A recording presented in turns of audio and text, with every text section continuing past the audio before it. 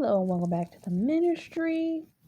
I was listening to something yesterday and it triggered me to write this down.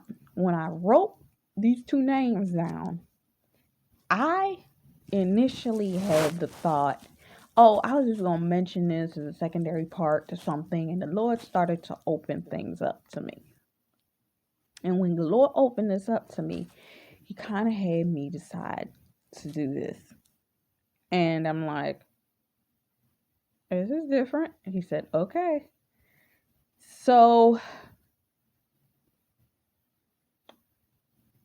we all know the story of Jacob.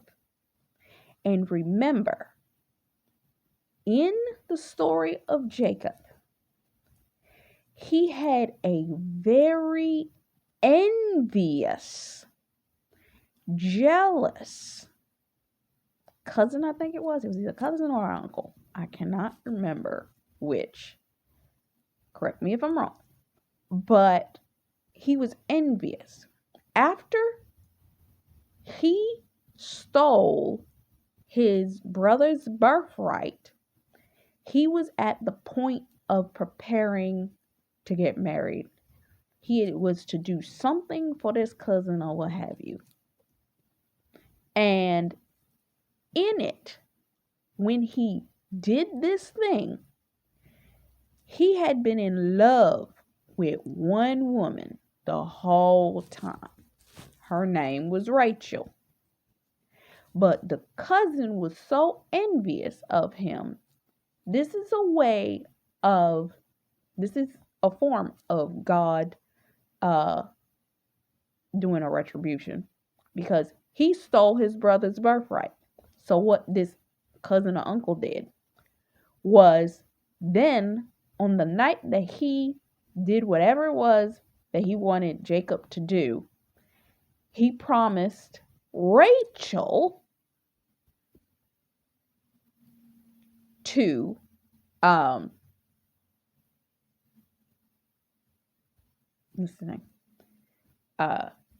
Rachel to Jacob. He had to fight for 7 years as a slave under this uncle, cousin, what have you, to believe that he was getting Rachel as his wife. That night he went into the bed chamber. There must have been no light whatsoever in that room, because I don't understand how he didn't see, feel, or understand that who he was laying with was not the woman that he thought it was.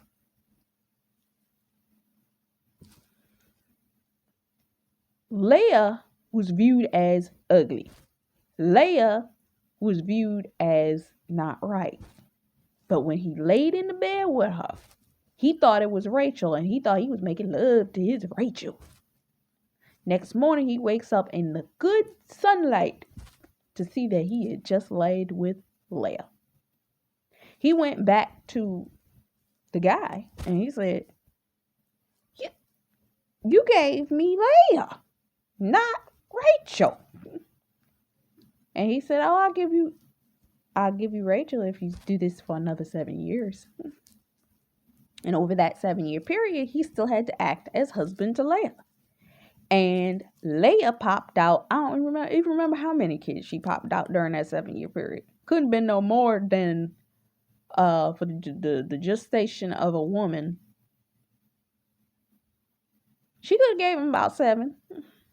I think she gave him about 5 or 6. But yeah, he laid with her. And she kept getting pregnant. So, what am I saying? It took him another 7 years of slavery to this man to get his promise. Which brings me to the point that I wanted to talk about today. Some of us were in previous relationships with a counterfeit. Some of y'all was so in love with y'all counterfeits, you spent a 7-year stint with them things. going back and forth, going through all this, and you knew dude didn't love you. Knew dude didn't want you. Some of y'all was the Leigh in that situation. Some of y'all, you was doing everything and anything to keep this man. And the man was like, I have no interest in you. And you laid with them, Leigh, for 7 years. So here comes my part of the story. I was in a relationship prior. I was in one relationship. One. Look, one. Single. Only relationship I ever was in. I haven't opened my heart to nobody else since then.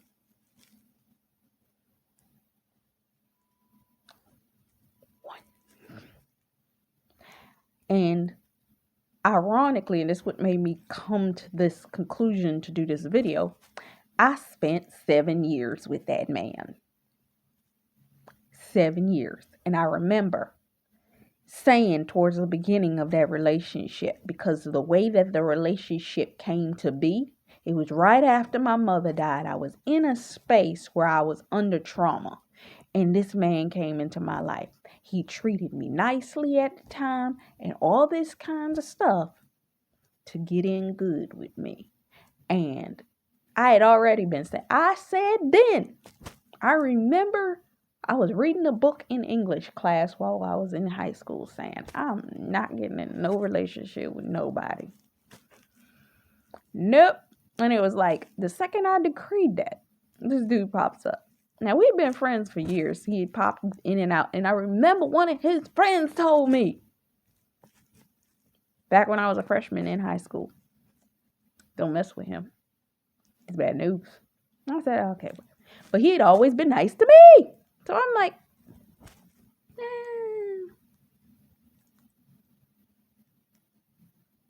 I broke my foot. And he was always the guy that came to help me up and down the stairs. Every time I needed to go up and down the stairs during the time period, my foot was in a cast. I was like, he never had to do that. But he was always skipping class. He did that for me. And I looked highly upon that. And this was around the time that my mother was still in the hospital just before she passed away. And I was like, oh, he's really nice. I don't understand why people thought there was something wrong with him.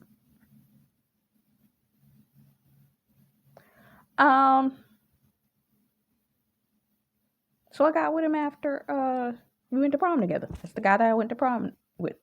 And he was determined to say that it would be him that I was going to be with. I was like, yeah, okay, whatever. It felt weird to me at the time. He said that the day of our prom, it was prom night. I remember him saying that. I was like, no. Because of how suddenly he said that to me. For y'all with the counterfeits, peep knowledge. If that's not your God ordained spouse and they talking some weird stuff and you ain't known them that long. Now, hey, I had known him, but I'm like, ain't you. And it wasn't even the fact that it wasn't him. At that time, I had so much going on that, and I'm prefacing this, that I couldn't see future like that. Now, after having spent 7 years in a relationship with him, and him having lied to me about 15 times, cheated on me, did all that kind of stuff during that 7-year period. We broke up, got back together, and he thoroughly insulted me through our intimate times and all of this kind of stuff. He was an absolute narcissist. And then sat there and tried to call me wifey. So understand, some of y'all was the Leigh in your relationship. Okay? Some of y'all had a soul tie to this person because of the relationship that you had with them. Some of y'all almost birthed Ishmaels out of that relationship. I remember that one time. Auntie had a dream. Daddy called me, said, is everything cool with you? but God. Hallelujah.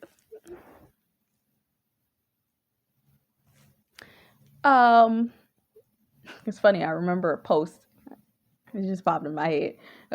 JoJo had posted on her it was either her YouTube feed or her Insta. I think it was YouTube because I only followed her on YouTube for a season. And she said, me, the caption of the post, me thinking back to the guy that I didn't have kids with happily.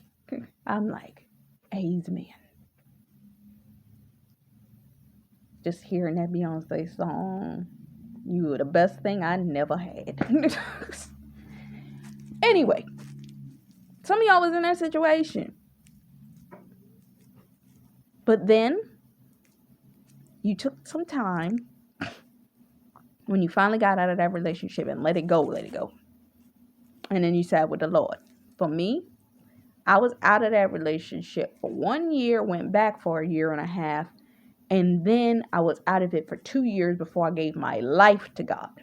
It was 7 years ago that the Lord revealed to me who my God ordained spouse was. What am I saying? You went through your Leah moment. Either you were Leah or you were Jacob. I'm assume the position of Leah. I was Leah in that story. Meaning that man didn't want me for beans. Okay? He pretended he did with his mouth, didn't want me for beans. But we laid together for 7 years. Then you were released from them. 2 years I had to heal. Came into agreement with the Lord. I healed another year with the Lord before I asked the Lord, show me who my husband is, because I do not want to make this mistake again. I talk about frequently the prayer I prayed sitting on my bed that night. In that dark, paneled room. You want to know what those panels look like in their room? I'll tell you. I'm going to show you exactly what them panels look like in their room. Imagine your wall looking like that. Every wall, all sides, these panels. All of them. All day you in there, in the dark. So, I was in a dark paneled room like that, and I sat and I made a prayer to the Lord, and I said, Lord, can you show me my husband? Because evidently I don't know who he is. And actually, this wasn't the first prayer I prayed. I prayed first. I'm tired. I want to have somebody in my life that wants to be with me for who I am. And that I can lay with. That's going to love me, care for me, cherish me, want to be in a relationship with me. That's going to protect me. That I can feel safe and secure with. And I remember crying to the Lord. And God has always had a sense of humor, because the very person I was listening to 5 minutes before I prayed that prayer is the very person that the Lord showed me later was the man that I'm going to marry.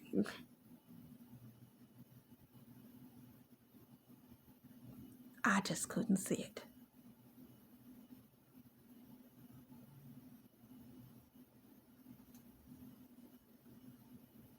Now, with that being said, when I finally asked the Lord, who's my husband? It had to have been about almost a year later. Because somebody tried to play me for a fool. And I'm going to tell you what the guy did.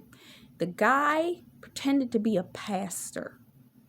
Now, when I met him at the grocery store, and he had a camera, and I was interested because I was like, oh, you got a camera. Do you do photography? And I was going to the grocery store doing my grocery shopping, and he was in there, and he was talking like a photographer. And I was like, oh, you live by here? He was like, yeah.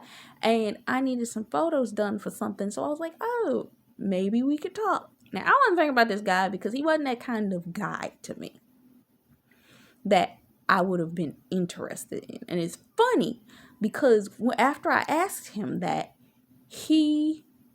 the next time I saw him, he had cleaned himself up, and because he looked just like a regular frumpy person. The only thing that was the notice of this person was his camera. Now, I wasn't even going to talk to him no more after that, but I had a therapist at the time, and the therapist said, "You need to get out. You need to do more." And I told her about the guy, and she was like, "Well, maybe you should entertain going to find out about his photography." I was like, "Oh, okay."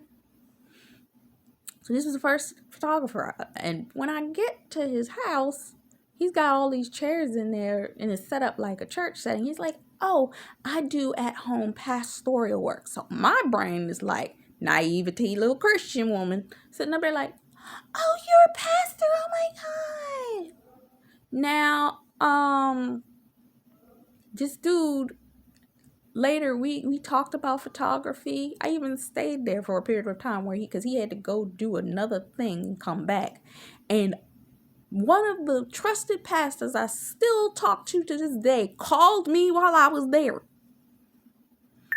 And he prophesied to me while I was there.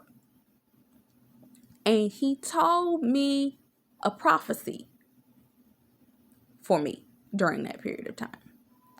I listened to it and walked away from that situation. Well, not the situation, but I kept the prophecy in my heart. Guy comes back the whole afternoon. He's talking about, "Oh, you want to go over here?" Because there was an artscape in town. But I also knew my god sister was at the artscape. So I'm like, I don't know if I want to go over there. But I ended up going over there and I walked through with him and we talked and we were talking about the photography and all this kind of stuff. And it seemed like he was trying to get close to me. And we went back and then he walked me home.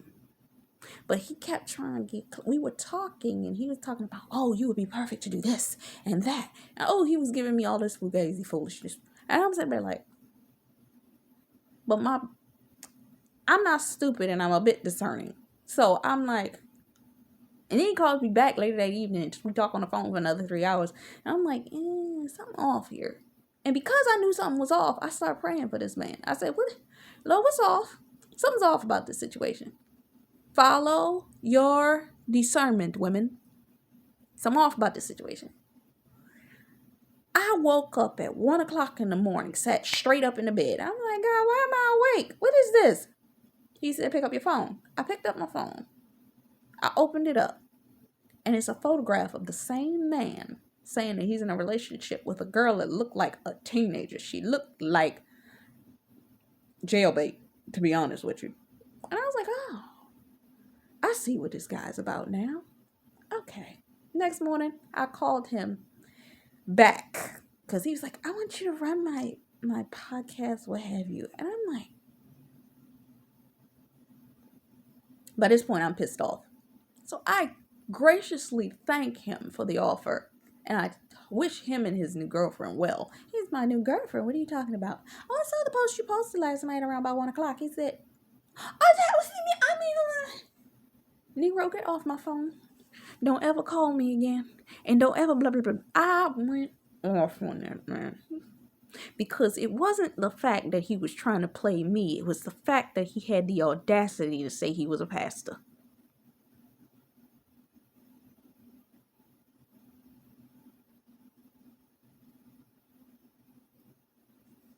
And I said, after that situation, "God, you better show me who my husband is. Because I ain't doing this shit no more." Ooh. Pardon my French. I tell you, I cuss when I'm mad.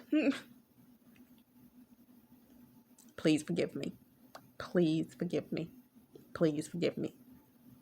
I told y'all before, I get mad. And this is a perfect example. This is the type of stuff that makes me cuss. Don't ever use the Lord's name in vain. That's the kind of stuff that makes me cuss. This is the learning example. I don't cuss on the regular. But when you see somebody using God in the wrong manner, that pisses me off beyond the telling of it. And that's when you'll catch me cussing. Okay? Okay. I'm just letting y'all know before y'all be in the comments. Oh, she ain't Christian. No, I'm Christian. I just get mad, righteously indignant about people playing with my Jesus Christ. Okay? Don't take it out of context. Now, where was I? So I sat before the Lord. I said, obviously, I can't justify or understand who a man is in my life, or a man is trying to play me. So, Lord, I need you to give me discernment. And with having that discernment, I need you to show me who my God ordained spouse is, because I ain't going through this again. And guess what? He showed me who my spouse was. And then he proved to me that he showed me that guy almost about a year and a half before. I've been listening to him for a couple years. Matter of fact, actually, honestly, I've been listening to him darn near half my life.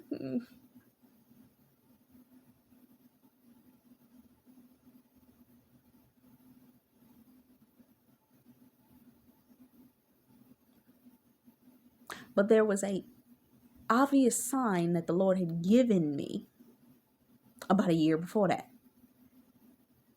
in my spirit, and I ignored it. When I saw it, I was like, so I had to sit with God about that. And for the past 7 years, I've been sitting with God on standing for my God ordained marriage. So I spent my 7 years as the Leigh in the relationship with my counterfeit.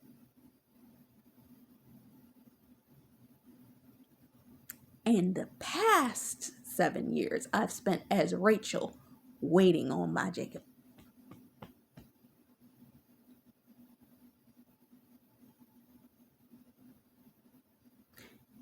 Some of you put the wrong title on the relationship you were in before. You thought God sent that. God said, I was nowhere in that. That was a trap for you. That was a trap to distract you, hold you, and prevent you from getting what it was that I had for you in the first place.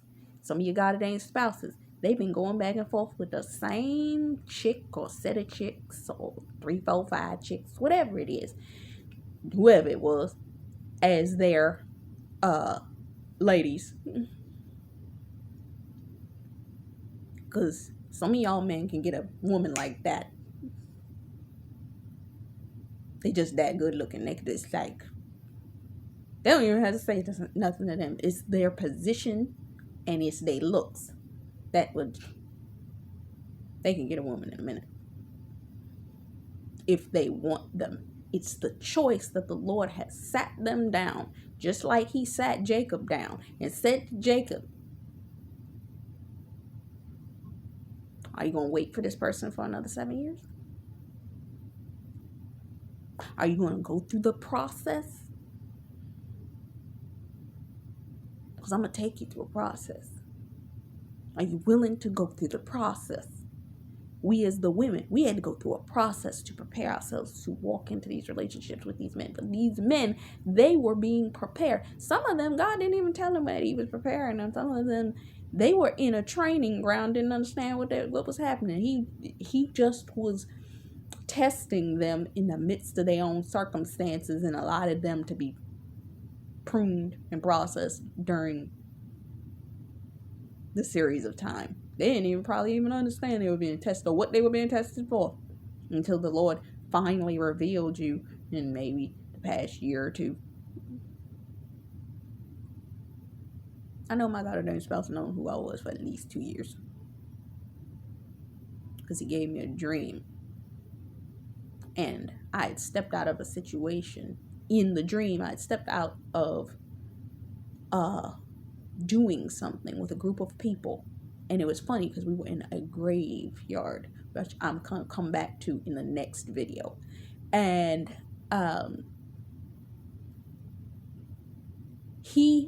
I'd been waiting for him to arrive. There was a procession for a funeral. Didn't understand what it was, but I'd been waiting for him to arrive. But as I was leaving, he showed up. And when he showed up,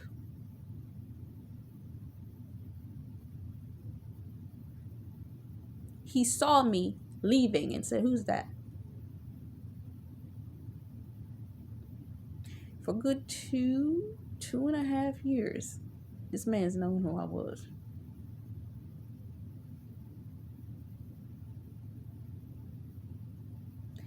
And he's been walking with the Lord in his preparation to come to me.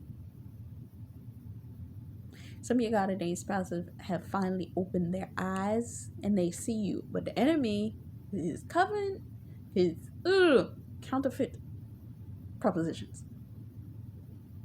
Has been walking and working diligently through monitoring spirits, through counterfeits, through sending thoughts, visions, and dreams to trigger and anoint people from hell to block. All these people are doing are to be distractions. Some of them are just coming in as kind, I'm hearing the word paperweights. Like paperweights. What is a paper? Why would I say paperweights? But paperweight holds paper in place and down. A lot of these men have been blocked by people that pretended to care. They were pretending. It's like, oh, are we good? I'm your girl. You know I'm your girl. Because they supposed to be friendly friends. Meaning like, we just friends. Or they've had friends with benefits. It's like, oh, we good. When the time's over, I'll let you go. Blah, blah, blah, blah. You know that woman don't want to let that man go. Second man said, I'm out of here. I'm over this. I'm done. They probably was like, oh, we do this. This is how we do. We go back and forth. And then he's like, no, I'm done. And they probably like, squeeze me? You mean we ain't gonna be doing this no more? You're not gonna be coming over for no late night rendezvous no more. And this is when the narcissistic trigger comes up. Because, see, a narcissist will be at bay as long as they're getting what they want. When they realize either the jig is up, meaning the person has come to the realization of the narcissist that they are, and they can no longer play them, that's when they attack. Or when they feel like they aren't going to get their way. When they come to that realization, then you see the real demon in them. And some of your spouse has been fighting off that demon in that person that didn't want to let them go. And imagine if they have a level of positioning or a level of what have you, the types of things that those people may have said to them, especially if they operate under a Jezebelic, envious and jealous spirit. What's his name? What is her name? Prophetic Poetry, I think her name is. She did a video called Black Widow. And in it, she talked about some of these counterfeits were trying to provoke your God-ordained spouses into positioning them through strategic acts of holding them in place. God got them through it. God walked with them through it. God gave them with your prayers, helped them get out of that stuff because you were praying against the things. Because some of these women wanted them to have premature death. Some of these women wanted access to their money because I don't know what it is about men, but when they are being controlled by their small brains. You know the one I'm talking about. They be giving too much control to these women. And the women have too much access. And gives them the opportunity to try to destroy these men. And some of them have been held up because of people like that. If they couldn't destroy them because they had access, they were going to threaten them with access. I mean, they were going to threaten. It's like, oh, I'll do this against you. And it's one of those. And they've been on trepidation because they didn't want to see anything happen. But thanks God to the praying wife, we've been untangling them from these things. But we had to stand for our 7-year period in that wait and stand, prepare, cultivate, go through the boot camp of understanding what it was that we need to do before God is to release us into these relationships and marriages. Because we had to be prepared. If you notice something coming, because God had to cultivate your eyes and your ears and your spirit, man, to be able to discern people, discern what the person was trying to do, discern people coming at you wrong but pretending they okay. Because see, the enemy don't like it when he tries to approach you and he can see that you saw through his stuff, so he gonna come at you with an attack because they need to dominate and intimidate you. That's the Jezebelic spirit. And when they realize that that's not gonna work, they're gonna try to come another way through another person. So don't ever rest on your laurels. Even when you get the man, don't rest on your laurels. Because as long as there are women around, you're going to have to keep one eye open. And Servant of God said this the other day, and which is a very good point. She said, you've been in a season where you've been praying for this person by yourself. When you come into the relationship with them, and I've heard a lot of people say this, you're going to have to start praying with them. It's not going to be you going into war by yourself over this situation. No, you're going to, one, have to tell them what you saw. Two, the two of you going to have to pray about the thing and allow the Lord to use the prayer that you prayed together to come against that thing. And this is going to be a real trust test for your God ordained spouse, because if they don't understand how you pray it, some of the things you're going to have to pray may startle them. Be wise. So, I hope you got some understanding. Some of y'all been the Rachel in this situation.